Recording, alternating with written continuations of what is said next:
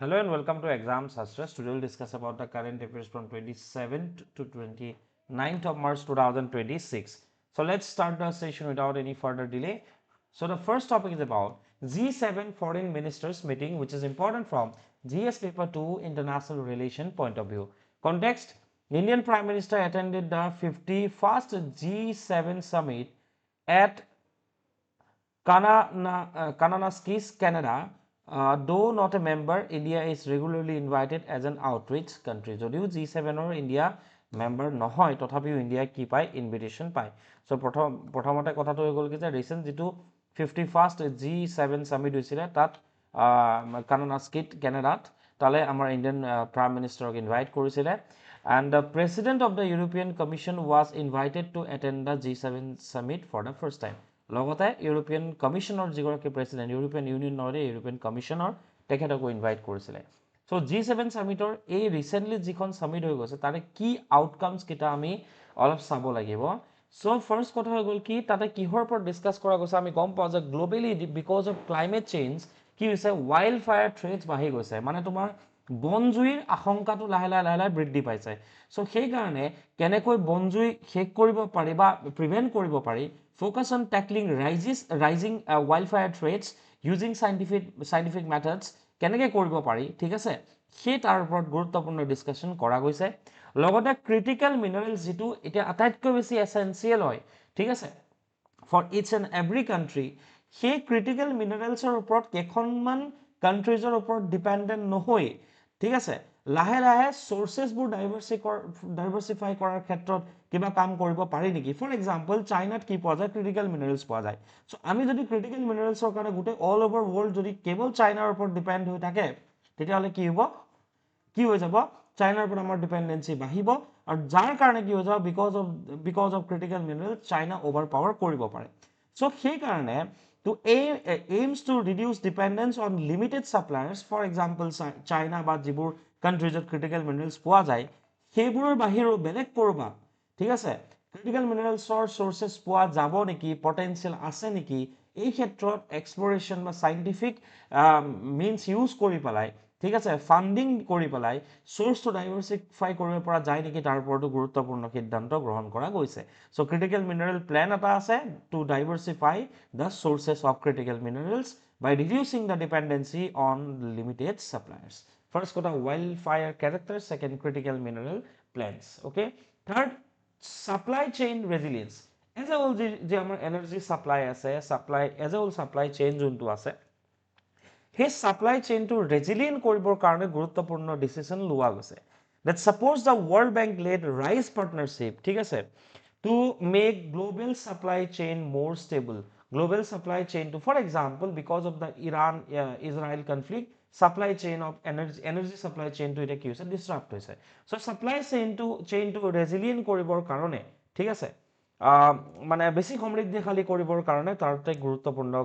তাতে ডিছকাশ্যন কৰা গৈছে ঠিক আছে এণ্ড লগতে আৰু এটা বস্তু তাতে ডিছকাশ্যন কৰা গৈছে এণ্ড কণ্ডেম কৰিছে G7 ফৰেইন মিনিষ্টাৰ্ছৰ মিটিঙত কণ্ডেমনেশ্যন অফ TNR ঠিক আছে that means G7 opposes transnational repression where countries target individuals abroad through intimidation and coercion এনেকুৱা বহুত ক্ষেত্ৰত দেখা পোৱা যায় ফৰ এক্সাম্পল আৰ্মিৰ এগৰাকী আমাৰ ইয়াৰে ইণ্ডিয়ান আৰ্মিৰ এগৰাকী ফৰ্মাৰ অফিচাৰক কি কৰিছিলে ৰিচেণ্টলি ডুবাইৰ পৰা এৰেষ্ট কৰিছিলে ঠিক আছে ইণ্টিমিডেশ্যন কৰি কোৱাৰচিভ একশ্যন তেওঁৰ ওপৰত লোৱা গৈছে এতিয়াও ঘূৰাই দিয়া হোৱা নাই ডুবাইতে প্ৰবেবলি আছিলে মই পাহৰি গৈছোঁ চ' এই যে বেলেগ কাণ্ট্ৰিজৰ যিখিনি নেশ্যনেলছ আছে কিছু সন্দেহৰ কাৰণে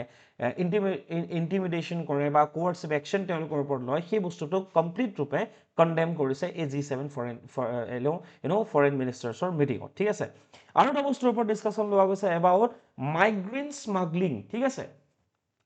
তো strengthen international cooperation to prevent illegal migrant network এই illegal migrant smuggling টো খুব হয় আফ্ৰিকাৰ পৰা খুব হয় ঠিক আছে সো এই ইলিগেল মাইগ্ৰেণ্ট স্মাগলিংটো বন্ধ কৰিবৰ কাৰণেও ঠিক আছে প্ৰিভেণ্ট কৰিবৰ কাৰণেও সেই ক্ষেত্ৰত ইণ্টাৰনেশ্যনেল লেভেলত কোঅপাৰেশ্যন অনাৰ ক্ষেত্ৰতো গুৰুত্বপূৰ্ণ ডিচিশ্যন লোৱা গৈছে সো যিবোৰ ৱৰ্ল্ডৰ ৰাইজিং ইছ্যুজ আছে from wild fire threats to critical mineral supply ঠিক আছে to make the supply chain resilient condemn TNR যিবোৰ ইস্যু আছে ট্ৰান্সনেশ্যনেল ৰিপ্ৰেশ্যনৰ যিবোৰ ইস্যু আছে বা মাইগ্ৰেণ্ট স্মাগলিঙৰ নিচিনা যিবোৰ ইণ্টাৰনেশ্যনেল ইস্যুজ বৰ্তমান সময়ত বা গ্ল'বেল ইস্যুজ আছে ৰাইজিং গ্ল'বেল ইস্যুজ সেইবোৰৰ ওপৰত গুৰুত্ব আৰোপ কৰা গৈছে আমাৰ কাৰণে ইম্পৰ্টেণ্ট কি হয় apart from the key decisions made by made in the G7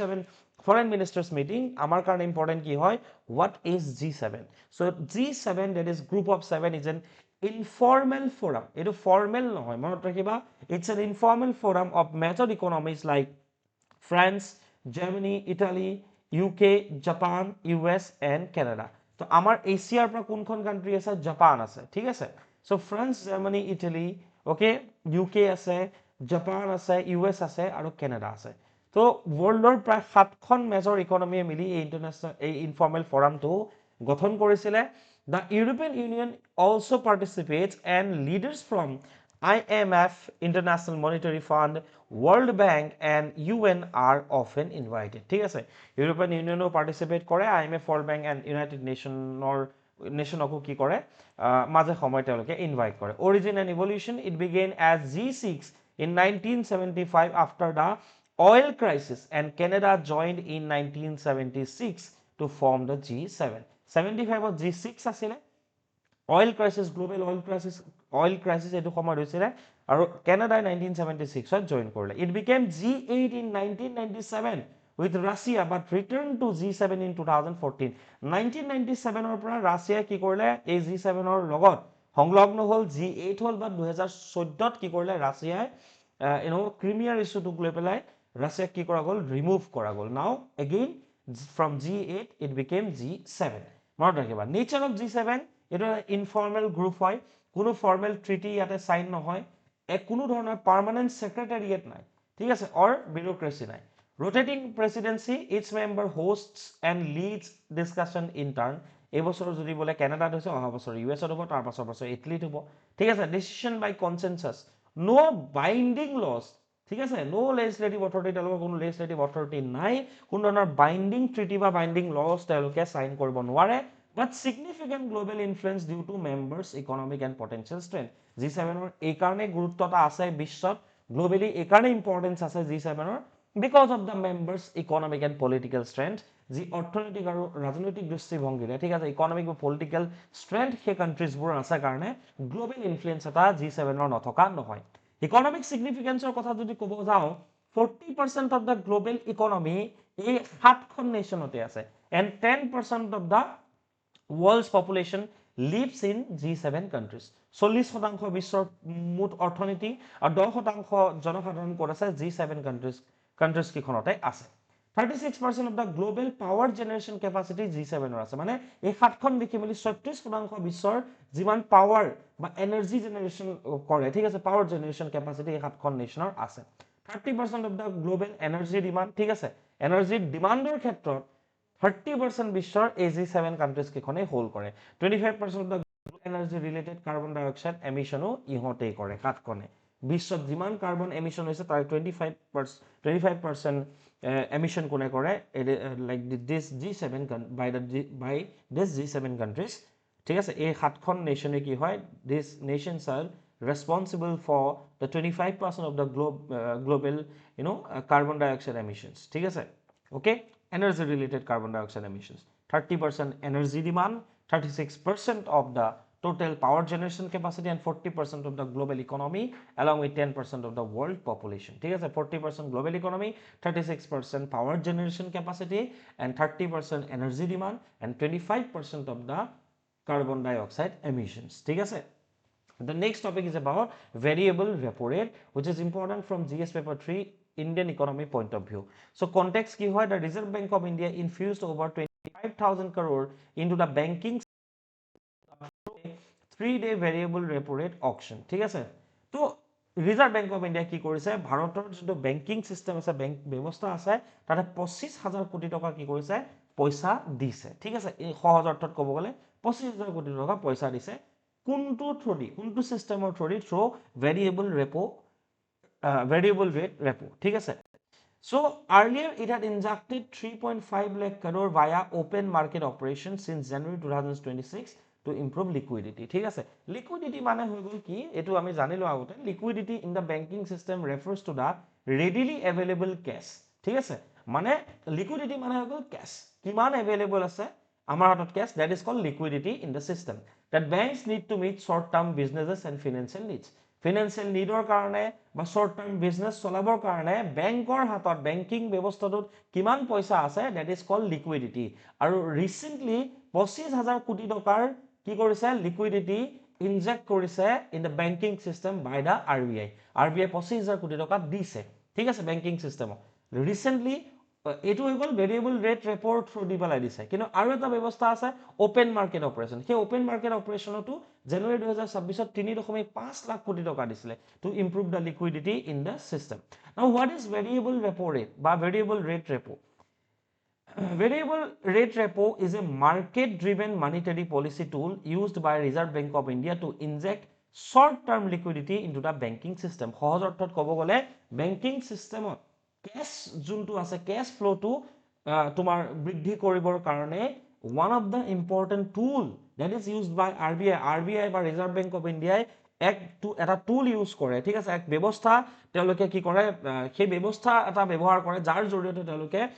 short term liquidity, কম সময়ৰ কাৰণে কেছ ফ্ল'টো বৃদ্ধি কৰিবৰ কাৰণে বেংকিং চিষ্টেমত এই ভেৰিয়েবল ৰেট ৰেপোটো কি কৰে, তেওঁলোকে ব্যৱহাৰ কৰে, ঠিক আছে।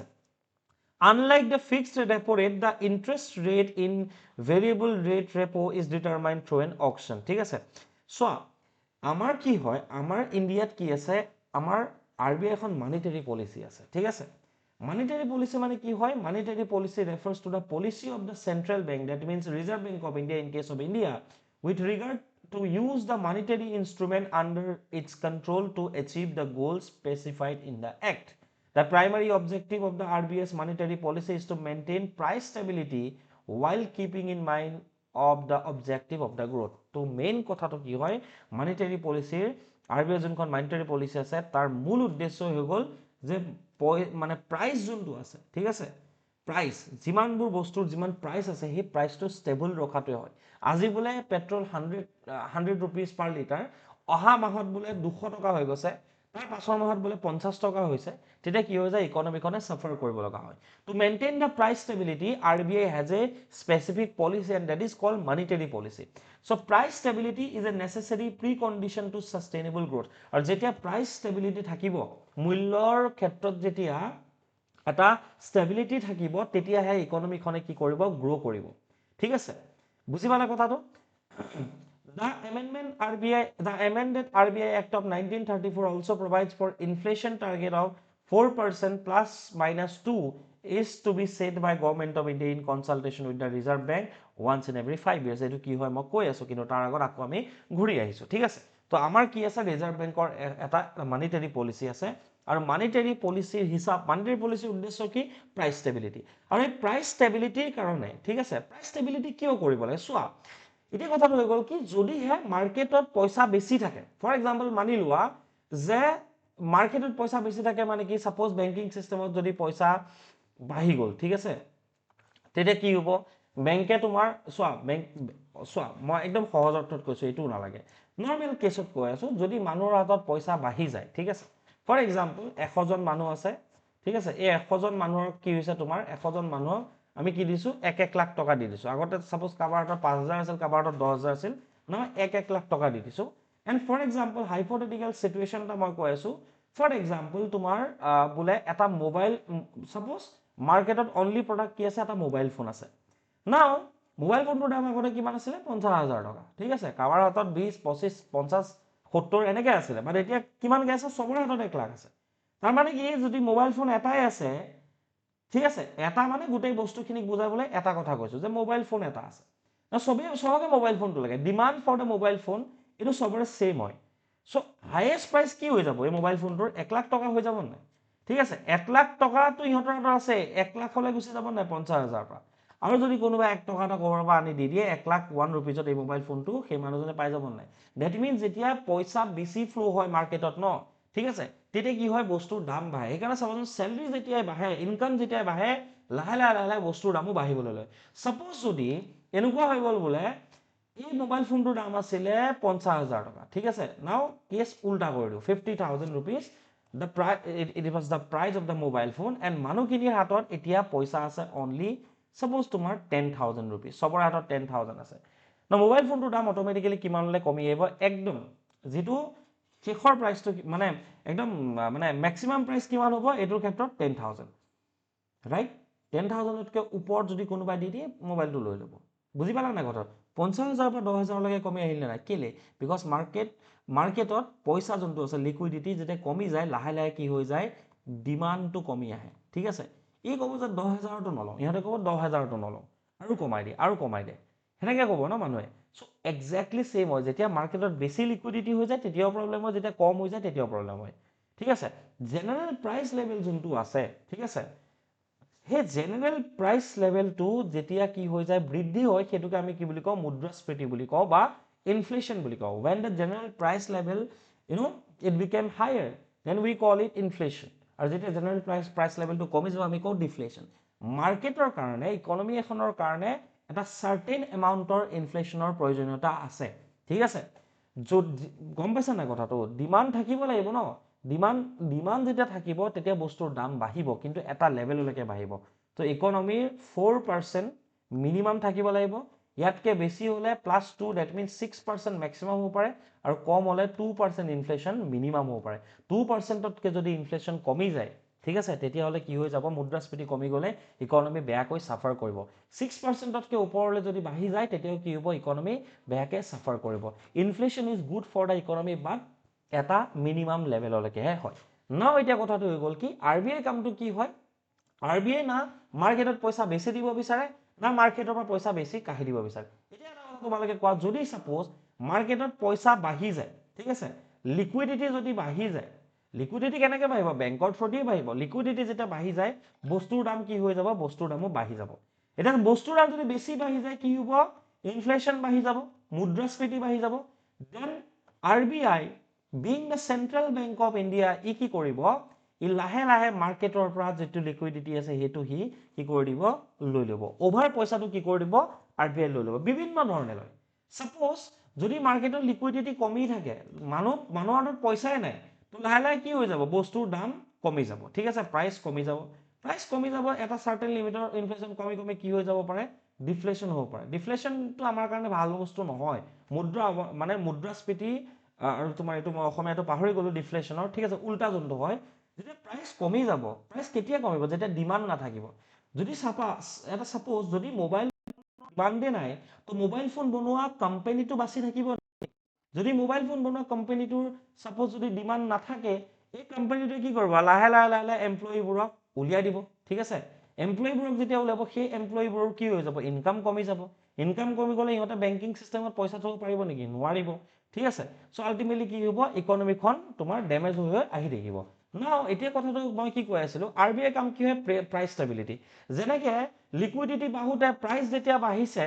ঠিক আছে তেতিয়া কি কৰিছে আৰবিআই অতিৰিক্ত পইচাখিনি এডিশনাল মানিখিনি কি কৰিছে আৰবিআই খুহি লৈছে ঠিক আছে আৰবিআই লৈ লৈছে বিভিন্ন উপায়েৰে লৈছে যেতিয়া লিকুইডিটি কমি থাকিব যেতিয়া পইচা মানুহৰ তাত নাথাকিব বস্তুৰ দাম অলৰেডি কমি যাব বিকজ ডিমান্ড কমি যাব আৰু তেতিয়া কি কৰিব যাতে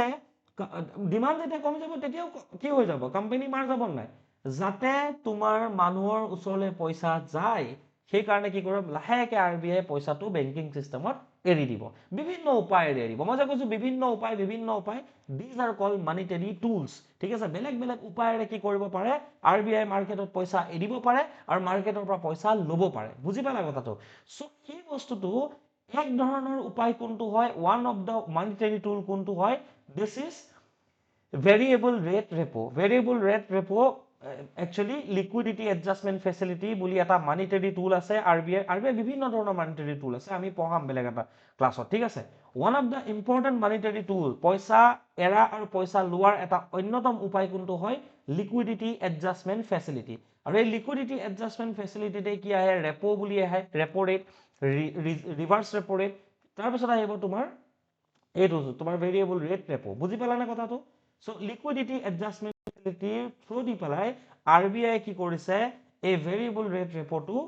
তোমাৰ ইউজ কৰিছে আৰু যাৰ জৰিয়তে কি কৰিছে 25,000 কোটি টকা মাৰ্কেটত আৰবিআই এৰি দিছে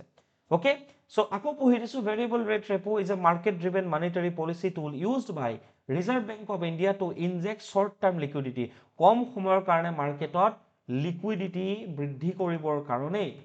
RBI কি কৰিছে VRR variable rate repo টো ইউজ কৰিছে ঠিক আছে ইউজ কৰিছে into the banking system unlike the fixed repo rate the interest rate in VRR is determined through an auction হয় auction কেনেকৈ হয় মই বুজাই আছো অকশন মেকানিজম কিহৰ ওপৰত বেছ কৰি মই কৈছো কোনটো মনিটাৰী টুলৰ ওপৰত বেছ কৰি হয় আৰবিআই মনিটাৰী পলিচিৰ আন্ডাৰত লিকুইডিটি এডজাষ্টমেন্ট ফেচিলিটি LAF কেনেকৈ হয় বেংকস বিড ফৰ ফাণ্ডস প্ৰত্যেকটো বেংক সাপোজ তোমাৰ SBI সাপোজ তোমাৰ পাঞ্জাব নেশনেল বেংক মই এক্সাম্পল কৈছো suppose Central Bank of India ঠিক আছে সাপোজ HDFC ঠিক আছে সাপোজ তোমাৰ এক্সিস বেংক তো প্ৰত্যেকটো বেংকে কি কৰিব বেংকস বিড ফৰ ফাণ্ড সবে বিডিং কৰিব ঠিক আছে ফান্ডৰ কাৰণে যে আমি ইমান ইন্টাৰেস্ট দিম ফৰ এক্সাম্পল আমি 7% ইন্টারেস্ট দিম ইহঁতে ক'লে যে আমি 8% ইন্টারেস্ট দিম ইহঁতে ক'লে 9% ইন্টারেস্ট দিম ইহঁতে ক'লে 10% ইন্টারেস্ট দিম ইহঁতে ক'লে যে আমি 6% ইন্টারেস্ট দিম ঠিক আছে so bank bid for funds and RBI allots money starting from the highest bids until the notified amount is exhausted ঠিক আছে তো বুজি পালা নাই কথাটো যে যোনে বেছি বিডিং যোনে বেছি পইচা দিম বুলি ক'ব হাইয়েষ্ট বিড যোনে কৰিব সিয়ে পইচাটো পাই যাব টেনিয়ৰ 1 পৰা 14 দিনৰ কাৰণে দিয়া যায় এইটো মনত ৰাখিবা কোৱেশ্চন এই বিডিংক লৈ নুখুনে কোৱেশ্চন সুধিব পাৰে হোৱাট ইজ দ্য টেনিয়ৰ এণ্ড কোলেট্ৰেল কি দিব লাগিব আণ্ডাৰ ভেৰিয়েবল ৰেট ৰেপো 1 পৰা 14 দিনৰ কাৰণে কি হ'ব তোমাৰ সময় থাকিব ঘূৰাই দিব লাগিব বেংকটোৱে আৰু বেংকে পইচাটো লোৱাৰ আগত কি দিব লাগিব গভৰ্ণমেণ্ট সিকিউৰিটি এজ কোলেট্ৰেল ৰাখিব লাগিব কোলেট্ৰেল যে তোমাৰ যে সাপোজ আমাৰ যে হেৰি দিয়ে কি কয় সাপোজ তুমি লোন এটা লৈছা তো তুমি মাটি বাৰী ঘৰ মাটি বাৰী কাগজ দিছা দ্যাট ইজ কল্ড কোলেট্ৰেল সো গভৰ্ণমেণ্টে কি দিব লাগিব বেংকটোৱে কি দিব লাগিব গভৰ্ণমেণ্ট সিকিউৰিটি যিবোৰ কিনে ন গভৰ্ণমেণ্টৰ শ্বেয়াৰ গভৰ্ণমেণ্টৰ বেলেগ বেলেগ এজেন্সিৰ শ্বেয়াৰ বেংকবোৰে কিনি থয় সো সেইবোৰক কয় গভৰ্ণমেণ্ট সিকিউৰিটিজ ঠিক আছে মানে সাপোজ গভৰ্ণমেণ্টৰ এটা কোম্পানী আছে PSU আছে পাব্লিক সেক্টৰ আন্ডাৰটেকিং আছে তাৰে বোলে HDFC শ্বেয়াৰ এটা কিনি থৈছে যিটো শ্বেয়াৰ কিনি থৈছে এই পইচাটো যদি লয় সেই শ্বেয়াৰটো কি দিব লাগিব কোলেট্ৰেল হিচাপে দিব লাগিব ইজ ইট ক্লিয়াৰ নাও what is liquidity adjustment facility A liquidity adjustment facility ওৰফে LAF is a monetary policy tool used in India by the RBI through which it injects or absorbs liquidity দুই ধৰণৰ কাম পাৰে এনেকুৱা নহয় 25,000 কোটি টকা যে দিছে RBI কি কৰিব পাৰে বেছি পইচা থাকিলে 25,000 কোটি টকা লবও পাৰে কিহৰ কাৰণে ইনটু দা বেংকিং সিস্টেম ঠিক আছে কেতিয়া ইনজেক্ট কৰিব পইচা কেতিয়া দিব যেতিয়া মাৰ্কেটত পইচা কমি আহিব ঠিক আছে যেতিয়া পইচা বাঢ়ি থাকিব তেতিয়া কি কৰিব এবজৰ্ব কৰিব It was introduced as a part of the outcome of the Narsimhan Committee on Banking Sector Reforms in 1998. There is a committee for banking reforms and that is called Narsimhan Committee. আৰু সেই Narsimhan Committee recommendation-তে এই monetary policy tool টো কি কৰা গৈছিলে introduce কৰা গৈছিলে LFS 2 component liquidity adjustment facility যোনটো tool এটো 1998 ৰ পাছৰ পৰা আহিছে যাৰ দুটা কম্পোনেন্ট আছে এটা হৈছে তোমাৰ ৰেপো আৰু এটা হৈছে ৰিভাৰ্স ৰেপো এটা হৈছে ৰিপাৰচেজ এগ্ৰিমেন্ট ৰেপো এটা হৈছে ৰিভাৰ্স ৰেপো সো ইজি হয় when bank needs liquidity যেটা বেংকক কমাৰ্শিয়াল বেংকবোৰক পইচাৰ প্ৰয়োজন হয় to meet its daily requirement দৈনন্দিন যিমান ৰিকুৱাৰমেন্ট থাকে যেনে কাবাক লোন দিব লাগে কিবা কৰিব লাগে পে কৰিব লাগে সেই বেংকটো ফৰ এক্সাম্পল তোমাৰ পাঞ্জাব নেশনেল বেংকক আজি প্ৰায় 1 লাখ টকা সাপোজ প্ৰয়োজন আছে তেতিয়াহলে কি কৰিব এটো দিনটোৰ কাৰণে 1 লাখ টকা লাগে তেতিয়াহলে আৰজি কি কৰিব পাঞ্জাব নেশনেল বেংকে দে বৰো ফ্ৰম RBI থ্ৰু ৰেপো এই ৰেপো যোনটো লিকুইডিটি এডজাষ্টমেন্ট ফেচিলিটি আন্ডাৰ যোনটো টুল হয় এই টুলটোৰ জৰিয়তে পাঞ্জাব নেশনেল বেংকে RBI পৰা পইচা 1 লাখ টকা লৈ ল'ব same way the rate at which they borrow fund is called repo rate when banks are flush with funds they park with RBI through the reverse repo mechanism at reverse repo rate ঠিক আছে যদি suppose কি হৈ গৈছে বেংকত বলে বহুত টকা হৈ গৈছে সাপোজ বেংকত বহুত টকা আছে তো তেতিয়া কি কৰিব RBI এই অতিৰিক্ত পইচাখিনি কি কৰিব লৈ ল'ব এবজৰ্ব কৰি ল'ব থ্ৰু ৰিভাৰ্স ৰেপো মেকানিজম তো এটা হৈ গ'ল তোমাৰ RBI কি কৰিব পইচা দিব সাপোজ পাঞ্জাব নেশনেল বেংকক পইচা ঠিক আছে এটো কোৱা হ'ব ৰেপো ৰেট আৰু পাঞ্জাব নেশনেল বেংকৰ পৰা যদি RBI পইচা লয় this is called reverse repo rate ঠিক আছে বুজি পালা গম পালা ঠিক আছে সো মনিটাৰী পলিচি এখিনি হৈ গ'ল আগা পিছা কৰি পেলাই মই ভালকে যিখিনি পাৰো মানে কম সময়ত মই বুজাই দিলো আই হোপ যদি বুজি নাই পোৱা তেতিয়াহলে কমেন্টছত তোমালোকে সুধিবা যে এটো এবাৰ আকৌ বুজাই দিয়ক তেতিয়া কৰবাত বেলেগ এটা সেশনত মই বুজাই দিম ঠিক আছে কমিউনিকেট কৰিবা কিছুমান বস্তু বুজি নাপালে ডাইৰেক্ট সুধিবা কমেণ্টছত the next topic is about regional connectivity scheme যাক কোৱা হৈছে modified Udan which is important from GS paper 3 Indian economic point of view. The Union Cabinet has approved the regional connectivity scheme modified Udan with an outlay of 28,840 crore for the year 2026 to 2036 10 বছৰৰ কাৰণে প্ৰায় 28,840 কোটি টকা union কেবিনেটে ধাৰ্য কৰিছে কোনটো স্কিমৰ কাৰণে মডিফাইড উড়ান উড়ান যোনটো স্কিম সেইটোৰে সেকেন্ড ভাৰ্জনটো সো উড়ান যোনটো আছে উড়ান স্কিম উড়ান মানে কি হয় উড়ে দেশ কা আম নাগৰিক সাধাৰণ মানুহখিনি ঠিক আছে তোমাৰ ফ্লাইটৰ এক্সপিৰিয়েন্স দিবৰ কাৰণে এৰোপ্লেনৰ এক্সপিৰিয়েন্স দিবৰ কাৰণে গভৰ্ণমেণ্টে এটা 2016 চনত এটা স্কিম আনিছিলে এণ্ড দ্যাট ৱাজ উড়ান ঠিক আছে হল বেসিক্যালি টিয়াৰ 2 আৰু টিয়াৰ 3 সিটিজবোৰক কানেক্ট কৰিবৰ কাৰণে ঠিক আছে ফ্লাইট কানেক্টিভিটি বঢ়াবৰ কাৰণে এই স্কিমটো অনা গৈছিল need for the modified Udaan এতিয়া আগৰ যোনটো স্কিম আছিলে 2016 ৰ পৰা এই 2016 ৰ পৰা চলি আহিছিল কিন্তু বৰ্তমান সময়ত কিয় প্ৰয়োজনীয়তা আহিছে while the original Udan scheme launched in October 2016 successfully operationalized 663 roads and carried over 1 lakh 162 lakh passengers it faced a significant sustainability challenges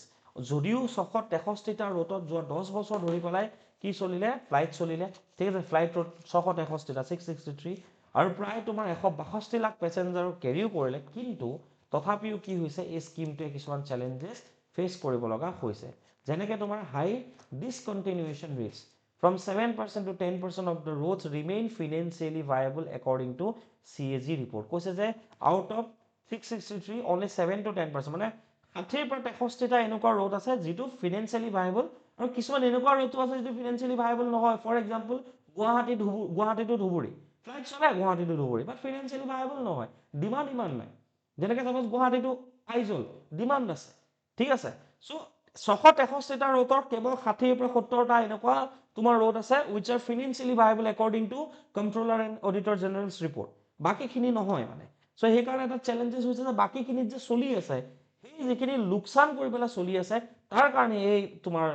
চ্যালেঞ্জটো আহিছে যে উড়ান স্কিমটো কি কৰিছে আকৌ নতুনকৈ কিবা এটা বস্তু ইন্ট্ৰোডিউস কৰিব লগা হৈছে to continue the scheme for the general public এটো বিজেপি লেড গভৰ্ণমেণ্টৰ এটা ডাঙৰ স্কিম হয় the original 3-tier cap on subsidies was not long enough for airlines to develop self-sustaining market on tier 2 and tier 3 cities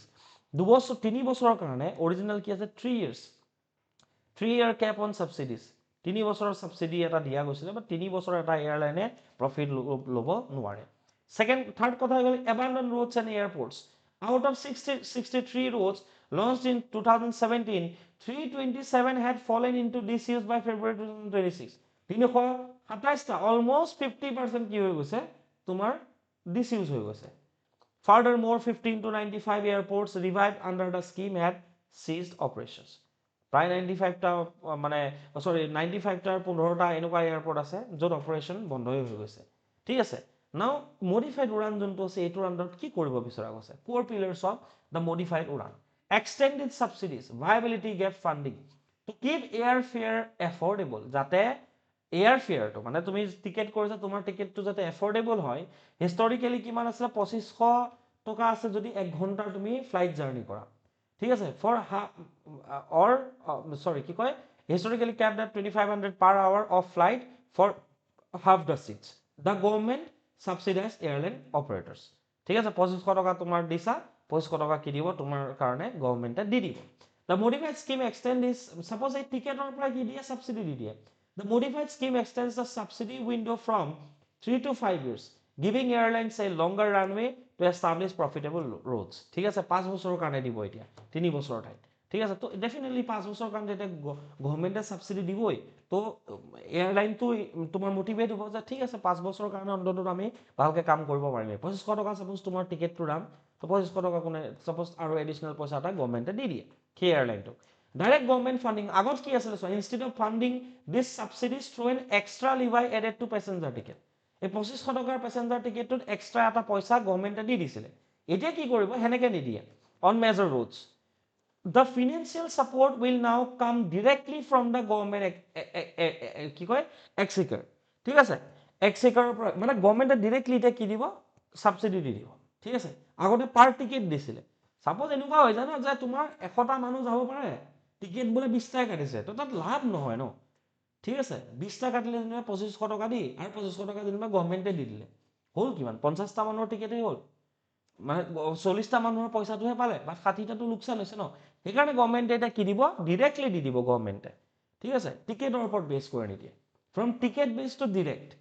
government funding operation and maintenance support এই যে daily যে ফ্লাইটখন যে চলি থাকে the government will now actively subsidize the day-to-day running cost of low traffic aerodromes to prevent them from shutting down ঠিক আছে তো day-to-day যেটো running cost আছে সেটোৰ ক্ষেত্ৰটো কি দিব গভৰ্ণমেণ্টে সাবসিডি দিব যে তেল ধৰা ফুয়েল লাগিলে ঠিক আছে মেইনটেনেন্স চাৰ্জেস আছে হি অপাৰেশনাল মেইনটেনেন্স সাপোর্ট দাও গভর্নমেন্টে দিব সাবসিডি দিব massive infrastructure expansion the scheme targets the development of 100 airports from currently unserved airstrips and the construction of 200 modern helipads specially designed to remote hilly and island regions হিলি ৰিজনছৰ ক্ষেত্ৰত যেনেকৈ ছিকিম হওক অৰুণাচল হওক মিজোৰাম হওক সেই ক্ষেত্ৰত বা তোমাৰ আইলেণ্ড যিবোৰ আছে ঠিক আছে বা ৰিমোট এৰিয়াজ যিবোৰ আছে য'ত তোমাৰ ফ্লাইট কানেক্টিভিটি ডিৰেক্টলি নোৱাৰে তাত হেলিকপ্টাৰ ছাৰ্ভিচ দিবৰ কাৰণে প্ৰায় 200টা মডাৰ্ণ হেলিপেড বনোৱাৰ ব্যৱস্থা কৰা গৈছে আৰু 100টা এডিশ্যনেল এয়াৰপৰ্ট বনোৱাৰ ব্যৱস্থা কৰা গৈছে মেছিভ ইনফ্ৰাষ্ট্ৰাকচাৰ এক্সপানশ্যন কৰা গৈছে focus on indigenous aviation aligning with the Atmanirbhar Bharat initiative Atmanirbhar Bharat যে আমাৰ ভাৰতবৰ্ষতে যিকোনো বস্তুৰ প্ৰডাকশ্যনৰ ওপৰত যি গুৰুত্ব আৰোপ কৰে যেটো স্কিমে হেতুৰ লগত এলাইন কৰি ঠিক আছে the program includes provisions to procure locally manufactured aircraft such as HAL Dhruv helicopters and HL Dornier planes to navigate difficult terrains on navigate কৰিবৰ কাৰণে আমাৰ locally built যিবোৰ aircraft and helicopter আছে সেইখিনি purchase কৰাৰ কাৰণেও focus on indigenous aviation a modified under initiative লোৱা যাব so from ticket based to direct funding daily operational কাৰণে পইচা দিব indigenous aviationৰ ক্ষেত্ৰত focus কৰিব ঠিক আছে massive infrastructure গঢ়ি তুলিব তাৰ লগত subsidy extend কৰা যাব so these are initiatives ঠিক আছে which are essential ঠিক আছে next economic growth and income surge in Assam কৈছে যে ভাৰতবৰ্ষ অসমৰ কি হৈছে ৰিসেন্টলি 5 বছৰ অলমোস্ট কি হৈ গৈছে আমাৰ ইকোনমিক গ্ৰোথ হৈছে অৰ্থনৈতিক উন্নয়ন হৈছে আৰু তাৰ লগতে ইনকামো মানুহৰ বৃদ্ধি পাইছে বুলি এটা ৰিপৰ্ট পাবলিছ হৈছে recent fiscal report March 2026 highlight strong economic growth and improved fiscal positions of Assam indicating a transition towards a high growth regional economy আৰু ইনো গ্ৰোথ ৰেটৰ ক্ষেত্ৰত মই দেখিবা গ্ৰোথৰ ক্ষেত্ৰত নহয় গ্ৰোথ ৰেট অৰ্থনৈতিক হাৰৰ ক্ষেত্ৰত ঠিক আছে অৰ্থনৈতিক বৃদ্ধিৰ কি কৈছো মই হাৰৰ ক্ষেত্ৰত গ্ৰোথ ৰেটৰ ক্ষেত্ৰত আসাম ইণ্ডিয়াৰ লাৰ্জেষ্ট মানে সৰি কি কয় ফাষ্টেষ্ট গ্ৰোইং ইকনমি হয় fastest growing economy of India বহুত ডাঙৰ কথা ঠিক আছে fastest growing economy of India growth ৰেটৰ ক্ষেত্ৰত অসমক কোনো এতিয়া চুব পৰা নাই ওকে মই এইটো কোৱা নাই সাপোজ কি হৈছে চোৱা সাপোজ বোলে সব কি হৈছে অসমৰ আগতে 100 টকা আছিল এতিয়া বোলে মুড যেটো আমাৰ ঘৰুৱা উৎপাদন এতিয়া বোলে 130 হৈছে তো 30% গ্ৰোথ ৰেট হৈছে ন কৰবাত বোলে সাপোজ তোমাৰ ফৰ এক্সাম্পল বোলে তোমাৰ কাৰোবাৰ কোনোবা এখন ষ্টেটত 200 টকা আছিল বাট হেকনৰ পৰা গৈ কিমান হৈছে বোলে তোমাৰ 220 টকা হৈছে এজ এ হোল মুঠ মানে তোমাৰ ভ্যালুটো ইয়াত বেছি হয় বাট ইয়াত যদি তুমি চাবলৈ যোৱা কিমান হৈছে অলমোস্ট তোমাৰ 10% ঠিক আছে বুঝা নাই কথাটো ওকে সো 10 to 20% যদি সাপোজ 240 বা এনেকুৱা যদি হৈছে সাপোজ ইয়াতে যেনিবা তোমাৰ 10% ৰেট হয় বাট ইয়াত অলৰেডি কিমান আছিল জিএসডিপি 200 টকা আমাৰ কিমান 100 টকা আমাৰ কমই আছিল ন আগতে 2014 16 ৰ আগত ইয়াত বহুত কম আছিল সো এতিয়া বাঢ়িছে আৰু ৰেট অফ ইন্টাৰেষ্টটো ইণ্ডিয়াৰ সবতছে বেছি সৰি কি কয় তোমাৰ গ্ৰোথ ৰেটটো যোনটো আছে সেইটো ইণ্ডিয়াৰ সবতছে বেছি অসমতে হয় so GSDP growth projected at 8.71 lakh crore বৰ্তমান সময়ত আমাৰ জিএসডিপি মুঠ ৰাজ্যিক ঘৰুৱা উৎপাদন কিমান হয় গ্ৰছ ষ্টেট ডমেষ্টিক প্ৰডাকশন কিমান হয় 8.7 8-17 -1 টো ইয়াত লগাই দিবা 8.71 লাখ crore ঠিক আছে 8.7 লাখ কোটি টকাৰ আমাৰ মুঠ ৰাজ্যিক ঘৰুৱা উৎপাদন হয় and that reflects the rapid expansion of the state economy per কেপিটা income মুঠ জনমূৰি আয় যদি ক'বলৈ যাওঁ ইনক্ৰিজড বাই 113% ইন লাষ্ট 5 years বহুত ডাঙৰ কথা আমি মেইনছত ইউজ কৰিব পাৰিম 113% বৃদ্ধি পাইছে কাৰেণ্ট লেভেল 1.85 লাখ 2025-26 মানে বছৰটোত মানে তোমাৰ পাৰ কেপিটা ইনকাম কিমান হয় আমাৰ 1.85 লাখ 1,85,000 টকা indicates improvement in living standard মানুহৰ লিভিং ষ্টেণ্ডাৰ্ডটো লাহে লাহে বৃদ্ধি পাইছে which is a very good for the a good sign for the economy. Fiscal transfer share increased from 3.258% by Finance Commission 16 Finance Commissioner underত এবাৰ কিমান দিব আমাক 3.2% পইচা দিব expected 50,000 plus crore devolution অসমে এবাৰ লাভ কৰিব পাৰিব because আমি financially বহুত ভাল কাম কৰিছো ঠিক আছে and that's all for today's session একেটা question আছে কিবা যদি বুজি পোৱা নাই খুদিবা আৰু question কেটা attempt কৰিব নাপাৰিবা that's all for today's session keep watching Exam Sastras thank you